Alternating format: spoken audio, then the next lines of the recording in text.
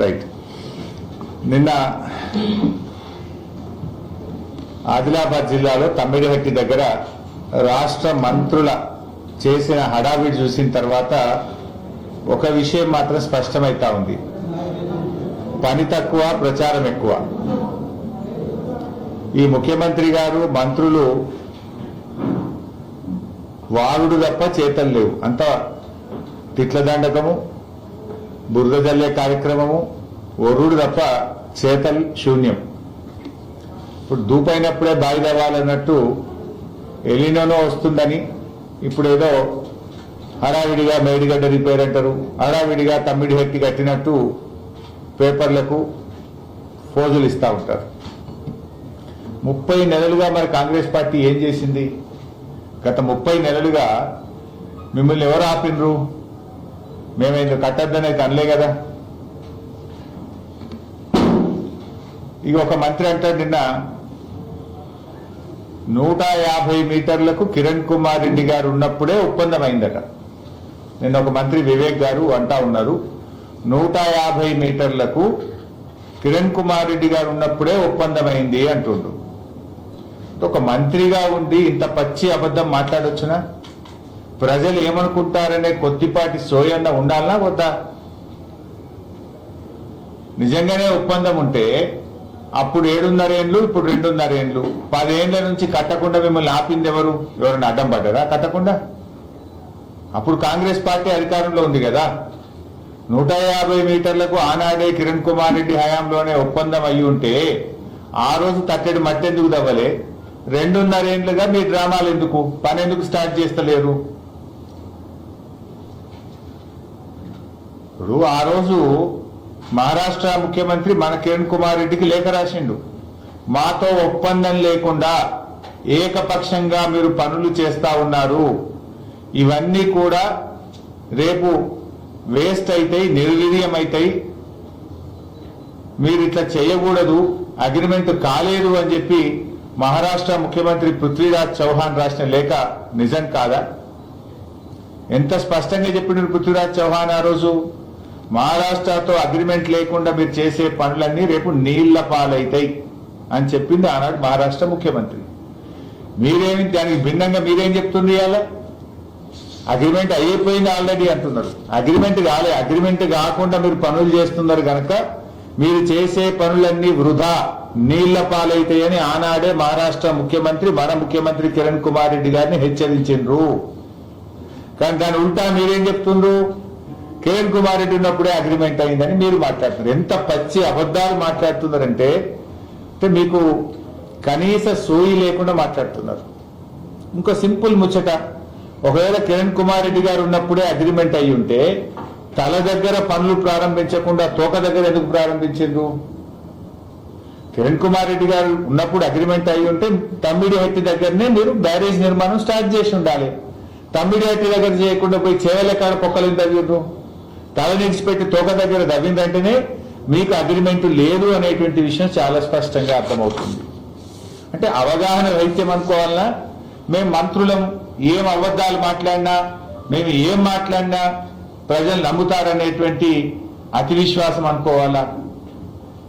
ఇంకో మంత్రి అంటాడు, నిన్న పోయినటువంటి మంత్రి జూపల్లి కృష్ణారావు, ఆయన అంటాడు తమ్మిడిహట్టి దగ్గర బ్యారేజ్ కడితే గ్రావిటీ ద్వారా ఎల్లంపల్లికి నీళ్లు పోతాయట. నిన్న ఎంత అవగాహన రైత్యము, బేసిక్స్ లేవు. ఇప్పుడు అసలు ఏమి నిజం? ఉత్తమ్ కుమార్ రెడ్డి మొన్న ఎప్పుడు హైదరాబాద్ లో మాట్లాడుతూ ఏమంటాడంటే తమ్మిడిహట్టి దగ్గర మేము బ్యారేజీ కట్టి సుందిల్ల బ్యారేజీకు నీళ్లు తెస్తాము అని ఉత్తమ్ కుమార్ రెడ్డి మాట్లాడింది. ముఖ్యమంత్రి రేవంత్ రెడ్డి ఏమంటాడు? మేము తమ్మిడిహట్టి నుంచి ఎల్లంపల్లికి నీళ్లు తెస్తాము అంటాడు, లిఫ్ట్ పెడతామంటాడు. జూపల్లి కృష్ణారావు ఏమంటాడు? లేదా లిఫ్టే అవసరం లేదు, తమ్మిడిహట్టి దగ్గర బ్యారేజ్ కట్టి ఎల్లంపల్లికి గ్రావిటీలో నీళ్ళు వస్తాయి అంటాడు. అసలు ఎవరు కరెక్టు? ఏది కరెక్టు? రేవంత్ రెడ్డి చెప్పేది కరెక్టా? ఉత్తమ్ కుమార్ రెడ్డి చెప్పేది కరెక్టా? జూపల్లి చెప్పేది కరెక్టా? వివేక్ గారు చెప్పేది కరెక్టా? మతి లేని మాటలు, సోయి లేని మాటలు, అవగాహన లేని మాటలు, పరిజ్ఞానం లేని మాటలు, ఈ రకంగా మీరు రాష్ట్ర పరువు తీస్తున్నారు. మీ పరువు తీసుకుంటే తీసుకోండి, మాకేం అభ్యంతరం లేదు. కానీ తెలంగాణ మంత్రులు ఇంత సోయి లేకుండా మాట్లాడతారా, ఇంత అవగాహన లేకుండా మాట్లాడతారా అని రాష్ట్రం యొక్క పరువు మంట కలుపుతున్నారు మీరు. ఇవాళ మొన్నెప్పుడు హైదరాబాద్ లో ముఖ్యమంత్రి రివ్యూ చేసి ఏమన్నాడు, 150 మీటర్లకు ఎత్తుకు బ్యారేజ్ కట్టడానికి కిషన్ రెడ్డి గారు మహారాష్ట్రను ఒప్పియాలి, దానికి నేను లేఖ రాస్తున్న బహిరంగ లేఖ అన్నాడు. వివేక్ ఏమంటున్నాడు, 150 మీటర్ల కిరణ్ కుమార్ రెడ్డి ఉన్నప్పుడే అగ్రిమెంట్ అయింది అంటాడు. అంటే కిరణ్ కుమార్ రెడ్డి ఉన్నప్పుడే అగ్రిమెంట్ అయితే నువ్వు కిషన్ రెడ్డి గారికి ఎందుకు బహిరంగ లేఖ రాసినావు? రేవంత్ రెడ్డిది కూడా ఎట్లుందంటే పొలిటికల్ స్కోరింగే తప్ప స్టేట్ స్కోరింగ్ లేదు. రాష్ట్ర ప్రయోజనాలు పట్టవు రేవంత్ రెడ్డికి. ఎవడన్నా ఒక పక్క రాష్ట్రాన్ని ఒప్పించాలి, అక్కడ వేరే ప్రభుత్వం అధికారంలో ఉంది అంటే ఒక స్టేట్స్మెన్ లాగా బిహేవ్ చేయాలి, విజ్ఞతతో బిహేవ్ చేయాలి. ఆ రాష్ట్రానికి వెళ్ళి సంస్కారంతో మనము ఇచ్చిపుచ్చుకునే ధోరణిలో మన రాష్ట్ర ప్రయోజనాలు కాపాడడం కోసం ఒప్పించాలా, మెప్పించాలి. కానీ రేవంత్ రెడ్డి తీరెక్కుందంటే రెచ్చగొట్టే తీరున్నది. నిజంగా నువ్వు కిషన్ రెడ్డికి బహిరంగ లేఖ రాస్తే మహారాష్ట్ర అగ్రిమెంట్ అవుతుందా? Is it the way of getting the things done? నువ్వేం చేయాలి? మర్యాదపూర్వకంగా పోయి కలవాలి. అది కూడా మీ పద్ధతి ఎట్లుందంటే, ఆనాడు కేసీఆర్ గారి నాయకత్వంలో 2 జూన్ 2014 ప్రభుత్వం ఏర్పడితే జూన్ నెలాఖరికల్లా నేను మహారాష్ట్రకు పోయినా. ప్రభుత్వం ఏర్పడిన నెల రోజులు కూడా నిండక ముందే కేసీఆర్ గారు తోలిస్తే నేను మహారాష్ట్రకు వెళ్లి మహారాష్ట్రలోని మినిస్టర్ గారిని, ముఖ్యమంత్రి గారిని కలిసి మాట్లాడినాం. ఒక్క నెల లోపల మేము పోయినాం. మీరు 2.5 ఏళ్ళైంది, ఇంతవరకు పోయింది లేదు, బహిరంగ లేఖలు రాస్తున్నారు అగ్రిమెంట్ చేయండి. అంటే మీ నిజాయితీ ఏందో, మీ చిత్తశుద్ధి ఏందో అర్థమైతలేదా? మేము ఆ రోజు ఇదే తమ్మిడిహట్టి దగ్గర బ్యారేజ్ కట్టుకుంటామని కొత్త రాష్ట్రం ప్రభుత్వం ఏర్పడిన నెలలోపే నేనే స్వయంగా ఆనాటి నీటిపారుదల శాఖ కార్యదర్శి, మేమందరం కూడా మహారాష్ట్రకి వెళ్ళి వాళ్ళని బతిలాడినాం, ఒప్పుకోండి అని చెప్పి రిక్వెస్ట్ చేసినాం. కానీ మీరు 2.5 ఏళ్ల తర్వాత బహిరంగ లేఖ రాస్తున్నారు. అంటే మీ సిన్సియారిటీ ఏందో, మీ ప్రాజెక్టు పట్ల మీకుండే చిత్తశుద్ధి ఏందో అర్థమవుతలేదా రాష్ట్ర ప్రజలకు? అంటే ఇది ఒక రాష్ట్రాన్ని ఒప్పించే పద్ధతి కానే కాదు.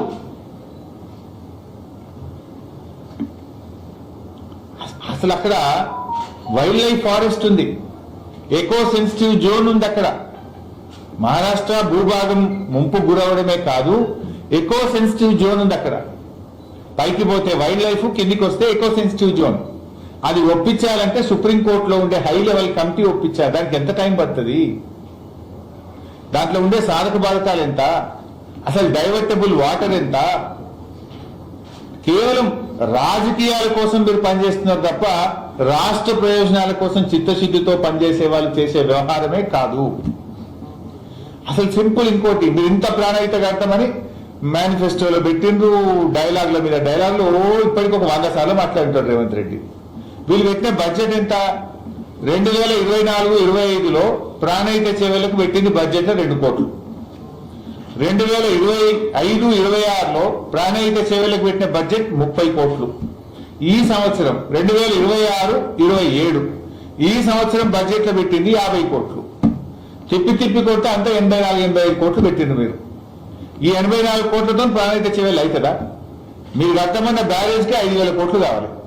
మీరు పెట్టింది 3 ఏళ్లలో కలిపి 80 కోట్లు. అంటే మీరు కట్టేది ఏ పాటో, మీరు మాటల కోసమే తప్ప నిజంగా కట్టే ఆలోచన ఉన్న వాళ్ళు అయితే బడ్జెట్లో పెట్టాలి కదా. ఈ సంవత్సరం కూడా పెట్టింది కేవలం 50 కోట్లు. అంటే ల్యాండ్ ఎక్విజిషన్ లో ఒక మూలకు కూడా చాలేదు. అసలు తమ్మిడిహట్టిని ఆ రోజు మహారాష్ట్రలో కాంగ్రెస్, ఆంధ్రప్రదేశ్లో కాంగ్రెస్, ఢిల్లీలో కాంగ్రెస్, 3 చోట్ల కాంగ్రెస్ ప్రభుత్వం ఉన్నప్పుడే తమ్మిడిహట్టికి మహారాష్ట్రాన్ని మీరు ఒప్పించలేకపోయినరు. సర్వ అధికారాలు మీ చేతిలో ఉండే. ఇదే ఉత్తమ్ కుమార్ రెడ్డి ఆ రోజు మంత్రి, ఇదే కోమటిరెడ్డి గారు మంత్రి.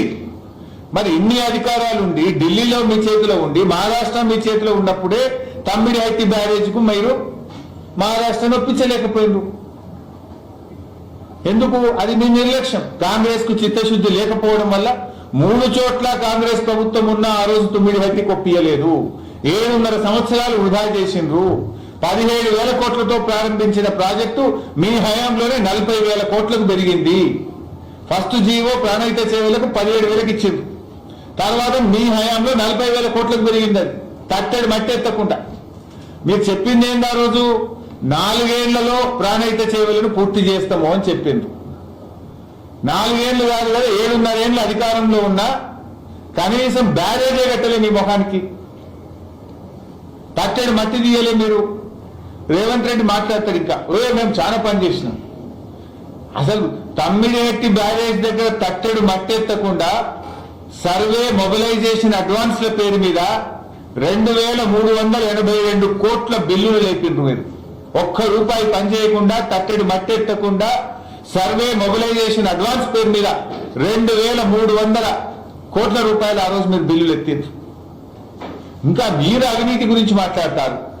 కాంగ్రెస్ పార్టీ అవినీతి గురించి మాట్లాడడం అంటే దయ్యాలు వేదాలు వల్లించినట్టుగా ఉన్నది. కాంగ్రెస్ అంటేనే కరప్షన్. కరప్షన్ అనేది కాంగ్రెస్ డిఎన్ఏలోనే ఉన్నది. ఇలా మీరేదో పెద్ద నీతి మంత్రులు లెక్క మాట్లాడుతున్నారు. అసలు ఇంకా నిన్న రేవంత్ రెడ్డి గారు మాట్లాడుతున్నారు 11,000 కోట్ల రూపాయల పనులు పూర్తయినాయట ప్రాణహిత చేవేళ్లలో. అసలు కాంగ్రెస్ హయాంలో ప్రాణహిత చేవేళ్లలో ల్యాండ్ ఎక్విజిషన్ కానీ పనులు కానీ అన్ని కలిపి పెట్టిన ఖర్చు ఎంత అంటే 3,780 కోట్లు. టోటల్ ప్రాణహిత సేవలలో వర్క్స్ కు ల్యాండ్ ఎక్విజిషన్ కు పెట్టిన ఖర్చు 3,780 కోట్లు. దీన్ని ఏమంటాడు రేవంత్ రెడ్డి? 11,000 కోట్లు ఖర్చు పెట్టమంటాడు. అబద్ధాలకు కూడా హద్దు పద్దు ఉండాలి.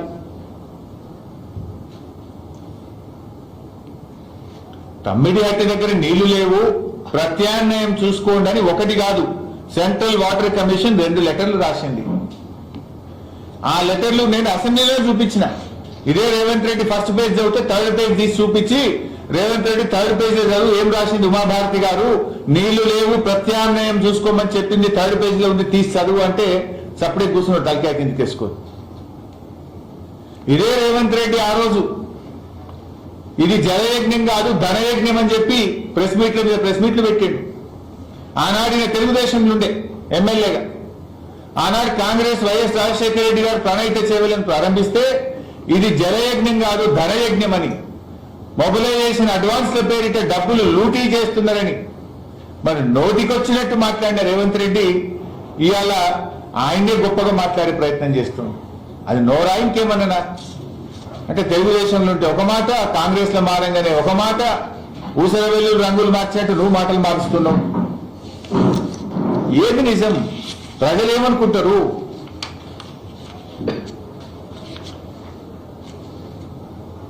ఇలా మేడిగడ్డ 3 పిల్లలు రిపేర్ చేయమంటే 30 నెలల నుంచి నువ్వు ఏం చేస్తున్నావు?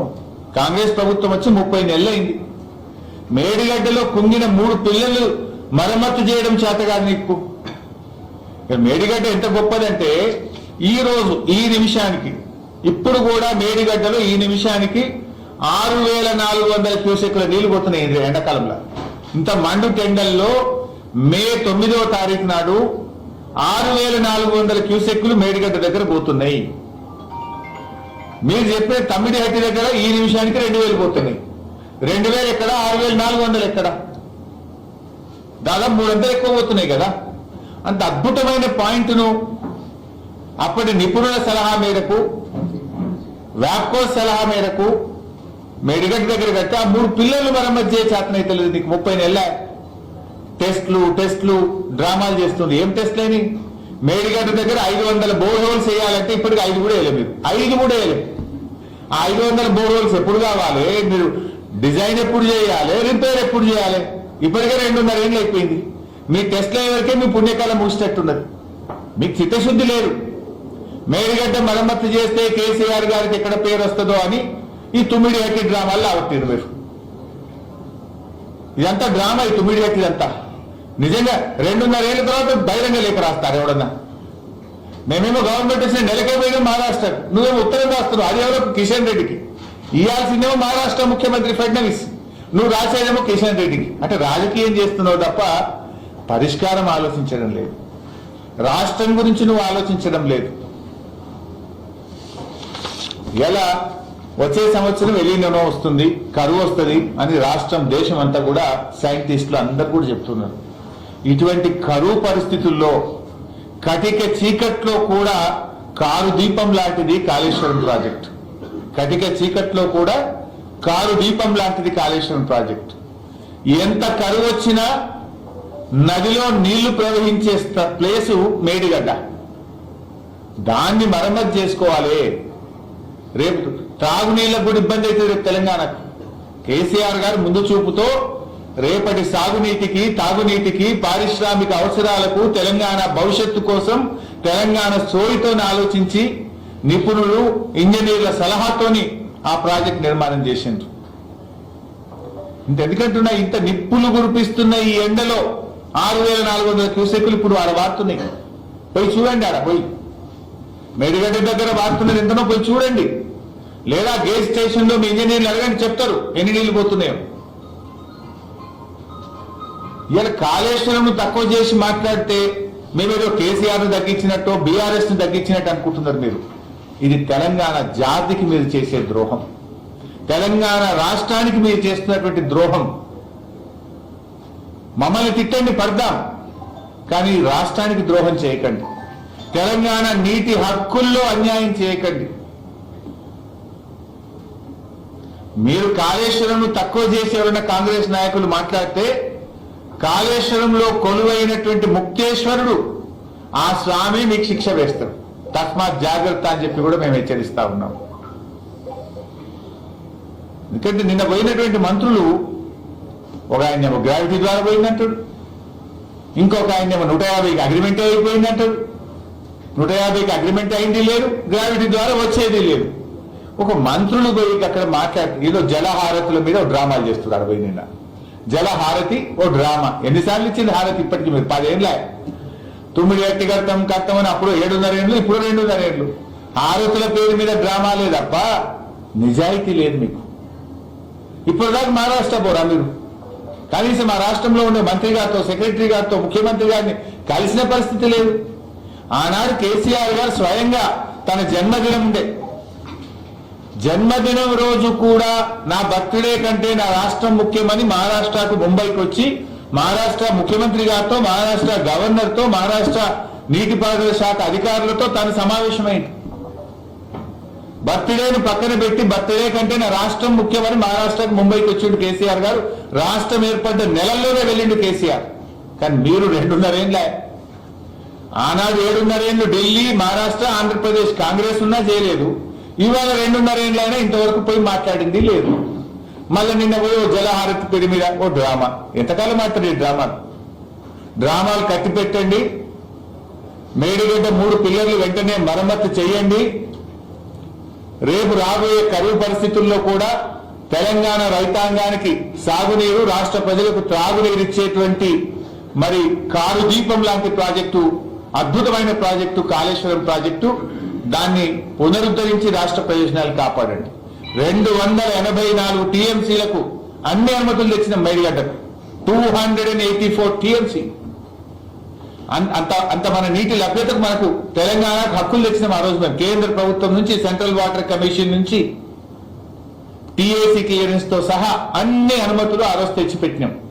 అక్కడ మనకు నీటి లభ్యత ఉన్నది, మన రాష్ట్రానికి కేటాయింపులు ఉన్నాయి. దాన్ని పోగొట్టుకుంటారు ఎవరన్నా? దాన్ని వెంటనే మరమ్మతు చేసి ఆ నీళ్లను వాడుకోవాలి, రాష్ట్ర ప్రయోజనాలు కాపాడాలి. Okay bus, thank you.